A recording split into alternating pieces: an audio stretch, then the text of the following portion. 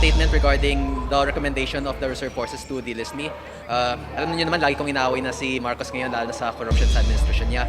Representative Kiko Barzaga na karma pagkatapos niya kasing gawin ito kay Pangulong Bongbong Marcos, nangyari ang isang bagay na ayaw niyang mangyari. Rekomenda ng Philippine Army Reserve Command ang pag-delist kay Cavite 4th District Representative Kiko Barzaga bilang Army Reservist. Congressman Kiko Barzaga, nakarma na ba siya?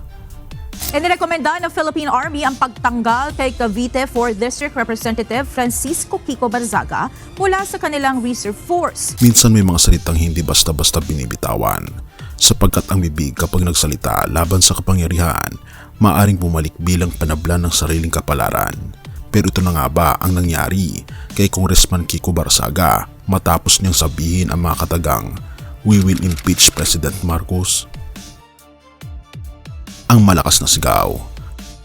Noong una, inakala ng marami na isa lang itong matapang na pahayag. Si Barzaga, Cavite 4th District Representative, ay nagpost sa Facebook, "We will impeach President Marcos. #Philippines versus Marcos." Akalain mo, diretso, walang paligoy-ligoy. Tinawag niyang managot ang Pangulo dahil sa di umano'y flood control corruption scandal. Pero hindi natapos dito ang lahat. Ang mas malalim na eksena.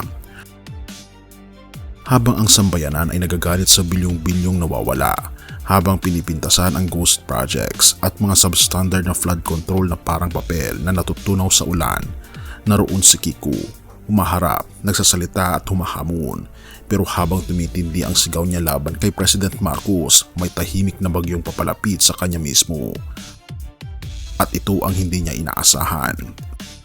Dahil kung ang nais niya ay tanggalin sa pwesto ang Pangulo, siya naman ang tinanggalan ng isa sa pinagmamalaking titulo niya, ang pagiging kasapi ng AFP Reserve Force. Oo, tama, na-recommend siya para ma-delist. Dahilan, ang mismong mga post at panawagan niya sa social media, yung mga sinabi niya na ang mga sundalo, pulis at reservist ay sumama sa protest laban sa gobyerno. Therefore, ang tinawag niyang laban ay nagbalik bilang isang parusang hindi niya inaasahan. Karma ba ito? Ayon sa banal na kasulatan, ang paggawa ng mabuti ay nagbubunga ito ng mabuti. Pero kung ito ay masama, nagbubunga ito ng masama. Tanong ng marami, ito ba ay simpleng political consequence o ito na ba ang sinasabi nilang karma? Siya ang unang bumato ng salita laban sa Pangulo, pero ngayon siya ang nabatuhan ng sarili niyang mga pahayag. Rekomenda ng Philippine Army Reserve Command ang pag-delist kay Cavite 4th District Representative Kiko Barzaga bilang Army Reservist. At ito ang mapait na kapalit. Sabi ng Army spokesperson na si Colonel Louis de Maala, siya mismo ang nagsabi, he is recommended for delisting after a thorough investigation. Ibig sabihin, ang isang hakbang niya laban kay President Marcos ay nagresulta ng hakbang laban sa kanya mismo. At dito nagiging mas malinaw ang tanong, kung dati ay sigurado siyang matibay ang kanyang posisyon, bakit siya ngayon ay nakatayo sa gilid? Pinapanood kung paano unti-unting tinatanggal ang titulo niyang ipinagmamalaki. Statement regarding the recommendation of the reserve forces to delist me. Alam niyo naman, lagi kong inaaway na si Marcos ngayon lalo na sa corruption sa administrasyon niya. But I believe this was not done by Marcos but Ang huling paalala, kung sa umpisay ay binitawan niya ang salitang impeach Marcos, ngayon ay ang sambayanan ang nagtatanong, si Kiko Barzaga, siya ba ang tunay na nakahanap ng katarungan o siya ang nakaranas ng sariling bitag ng kanyang mga salita? At bago mo sagutin yan, isipin mo muna, kung ang bawat salitang binibitawan ay may balik, handa ka ba kapag dumating ang oras na yun? Ngunit sa gitna ng lahat ng politika, sigawan at akusasyon, may mas mataas na hustisya na hindi kailanman pwedeng patayan ng tao, kaibigan. Isang hustisyang hindi nakabase sa kapangyarihan, kundi sa pag-ibig at biyaya ng ating Panginoong Kristo.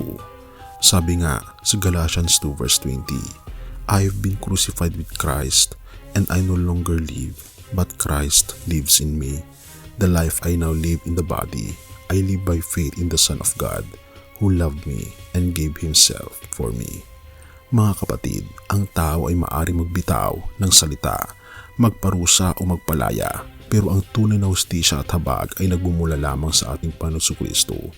Siya ang nagbigay ng kanyang buhay upang kahit gaano tayo nagkamali, may pag-asa pa rin tayong lumapit, sumuko at magsimulang muli. Kaibigan, purihin ang ating Panginoong Diyos.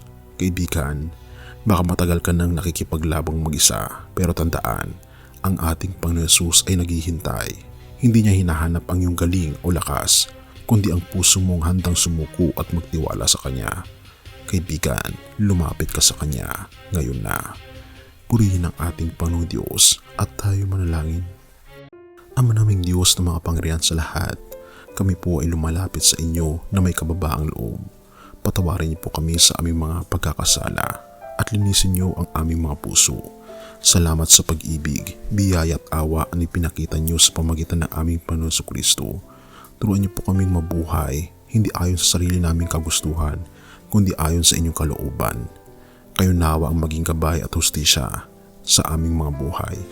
Inyo pong patnubayan, si Representative Kiko Barzaga, ang aming Pangulo at lahat ng aming mga liderato at lahat ng mamayang Pilipino at lahat ng tao na lahat po kami ay magpasakop sa inyo pong kalooban. Pinupuri po namin kayo at pinapasalamatan o aming Panginoon Diyos sa inyo pong kabutihan sa amin at patnubayan niyo po kami at patawarin po kami sa lahat ng aming mga pagkukulang at pagkakasala at salamat po sa pagdinig ng aming mga panalangin sapagat ito po ang aming samot hiling sa matamis na pangalan ng aming Panginoon Yesus. Amen.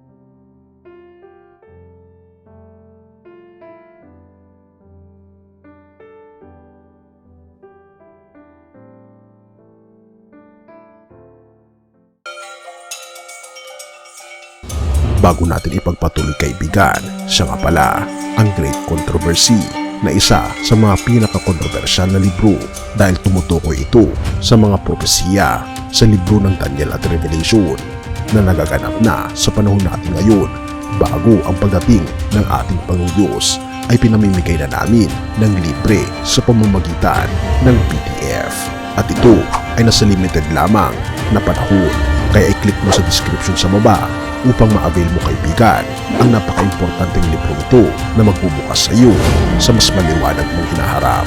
Purihin ang ating Panginoong Diyos at tayo magpatuloy.